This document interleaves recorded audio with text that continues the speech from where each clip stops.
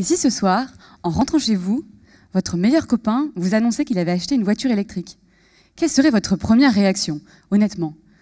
Est-ce que ce ne serait pas plutôt du genre bon, l'électrique c'est sympa hein, pour l'écologie, mais bon, quand tu partiras en vacances, on verra bien qui c'est qui rigolera. Hein. Oui, c'est vrai. À tort ou à raison, aujourd'hui, ce qui bloque le développement du véhicule électrique, c'est l'autonomie, la batterie quoi. On aimerait pouvoir faire Paris-Marseille avec un seul plein d'électricité et pas à 80 à l'heure. Alors, pour gagner en autonomie, on peut réduire la taille et les composants de la voiture, mais ça ne suffira pas pour aller jusqu'à Marseille.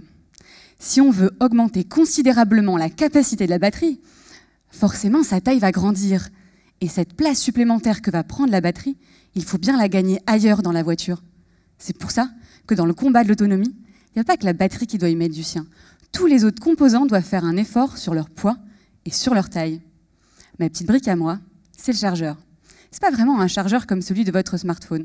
Le mien est au moins 100 fois plus grand, beaucoup plus puissant, et il se trouve dans la voiture. Son rôle est de convertir l'électricité alternative du réseau en électricité continue. À l'intérieur des chargeurs, je vais surtout retrouver des composants électroniques. Les deux plus intéressants pour moi sont les transistors et les éléments de stockage. Mais à quoi ils servent en fait? En fait, c'est eux qui vont venir réguler l'électricité, c'est-à-dire le passage des électrons.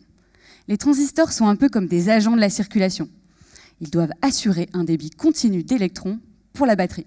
Par exemple, quand trop d'électrons arrivent du réseau, les transistors mettent le haut là. Bon les gars, vous êtes trop nombreux là, il faut vous stocker dans les éléments là-bas. Par contre, s'il n'y a personne, les transistors vont faire sortir les électrons des éléments de stockage. Les gars, on vous attend là, dépêchez-vous. Bon, en réalité, le job est bien trop compliqué pour être réalisé par un seul transistor et un seul élément de stockage. Il y en a une multitude. Et les différentes combinaisons possibles font la grande diversité des chargeurs. Mon job à moi dans l'histoire, c'est d'utiliser un petit nouveau dans le monde des transistors, les transistors GaN. Ce sont un peu comme des agents de la circulation bionique. Ils peuvent indiquer 100 fois plus rapidement le chemin aux électrons. Comme ça, les électrons restent moins longtemps dans les éléments de stockage. Et ça nous permet de réduire leur taille. Et en fait, ça tombe super bien, parce que justement, ce sont ces éléments de stockage qui prennent beaucoup de place dans les chargeurs. Une fois que j'ai réussi à dompter ces petits transistors, je vais venir concevoir un plus petit chargeur qui laisse plus de place à la batterie. Et comme ça, dans quelques temps, plus d'excuses sur l'autonomie. C'est vous qui pourrez aller frimer devant votre copain avec vos nouveaux véhicules électriques.